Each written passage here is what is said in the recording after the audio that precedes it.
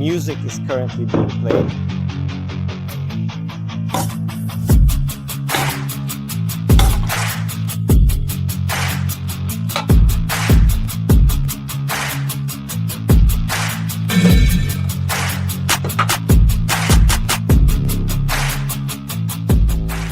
Today is going to be a unique episode, totally unlike any other videos.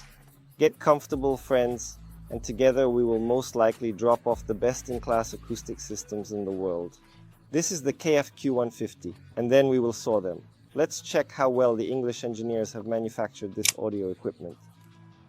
We are acquainted with the sound of KEF with their distinctive Uni-Q driver, not by hearsay. In every category, the British possess the finest representatives who showcase genuinely astonishing value for money. They are reliable, beautiful, aesthetically refined, surrounded with superb sound. But what will happen if we were to literally collide them with a stand, just like it happened at my home? What do you think of this approach? Will they work after a serious fall on the floor or not? Friends, please don't think anything bad about me. I'm not a psychopath, I just really love acoustics. This is my life, high fidelity, stereo systems, home theaters, and I have a deep admiration for Kevin. This is genuinely top tier.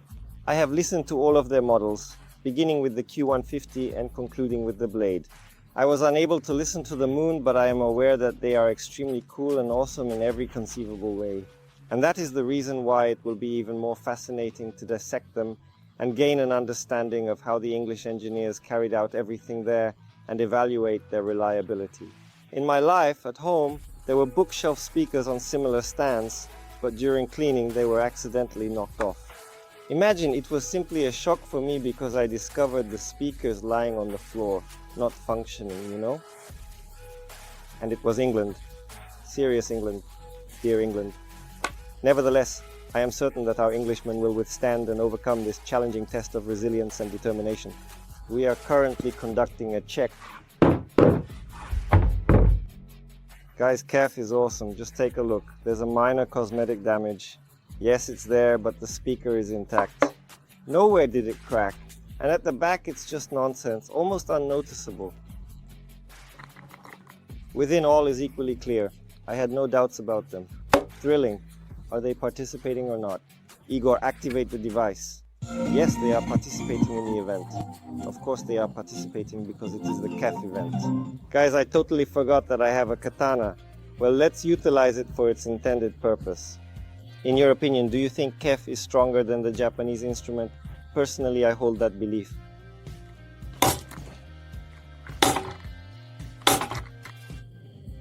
So KEF won again, 2.0. It's already clear that KEF doesn't skimp. MDF is of relatively high density. Prior to dissecting the product, it will be necessary for us to remove the speaker from it. In order to accomplish this, you will be in need of this small pink clip that is essential for the task at hand. Be cautious, pals, be cautious. All is well, you know, and firmly attached to avoid vibrations. Well done, KEF. We're removing the speaker. For this, we'll need this excellent screwdriver.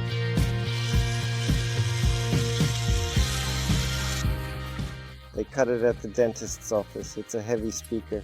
Is it the Uni-Q that you wanted? He is very handsome. Friends, I would like to know what you think about his appearance. Your opinion is important to me.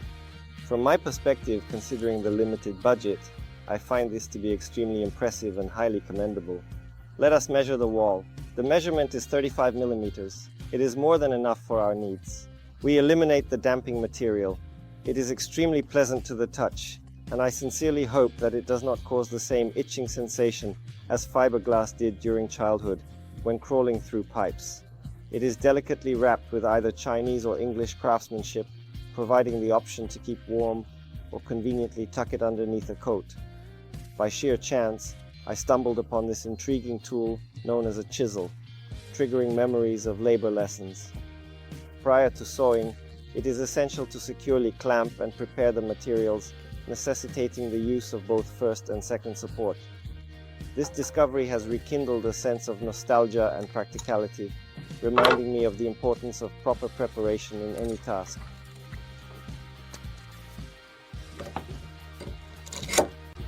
It will not go anywhere. We will not let the speakers be eaten despite being entry level. but they already come with magnets for the grills, and we definitely need to identify them. For this, we will need a lineup like this. We place it, see, and determine the end of magnet 1 and 2. It is of utmost importance to ensure the accuracy of our identification process to avoid any potential issues that may arise.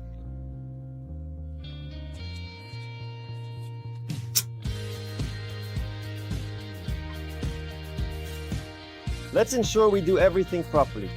We attach double-sided tape and position the parallel stop. Let's double-check our work. Tightly. We will use a Makita saw, which is manufactured, as you might think, in the United Kingdom. Where have you witnessed a tool similar to this, manufactured in England, the birthplace of these speakers? I do not think so. There is no place. Let us commence. Let us exchange Ray-Ban glasses for the eyeglasses that belong to Tom Lakefield, my dear friends.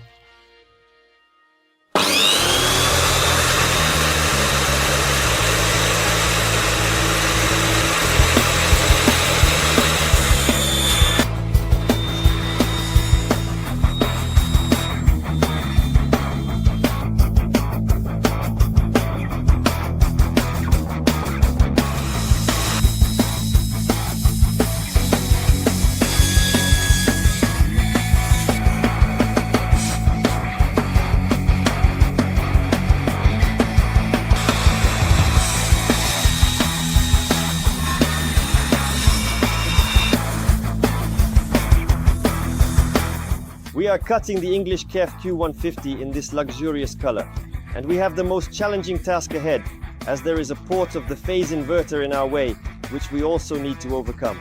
How will this be? Watch.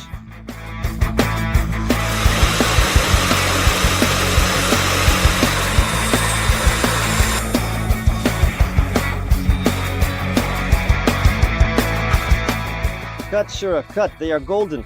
Truly, our acoustic systems are of immense value, irreplaceable and truly priceless. The long-awaited culmination is finally accomplished.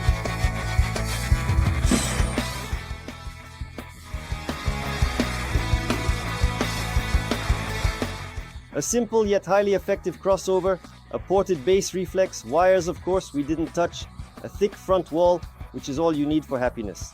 Now let's assemble the speakers and listen to how they sound, how they will look with the speaker. Without any effort, we effortlessly recalled the exact positions to establish connections for each wire during the process. Now we turn it on and listen, but first we put on the badge.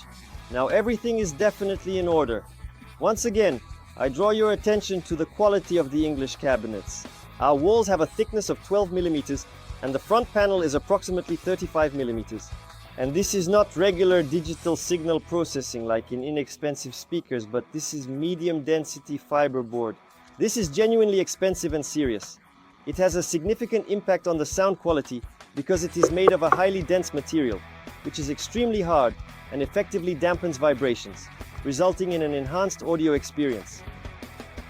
In the cross-sectional view, we can observe a coil. In my opinion, the size of the coil is approximately 50 mm in diameter. Everything is done very qualitatively. The basket is also serious. The coaxial speaker construction is also unusual because, as you can see, the suspension does not go in a semicircle, as in most acoustic systems.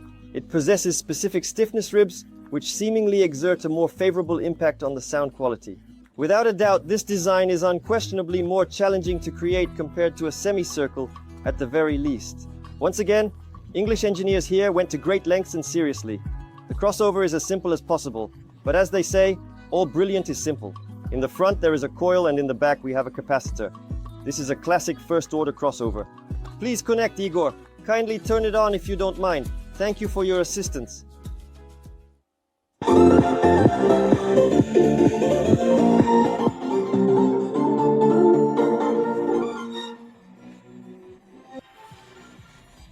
If you're curious about what is inside your preferred acoustic systems, kindly bring them to me, and I will be more than happy to demonstrate how they are constructed and assembled.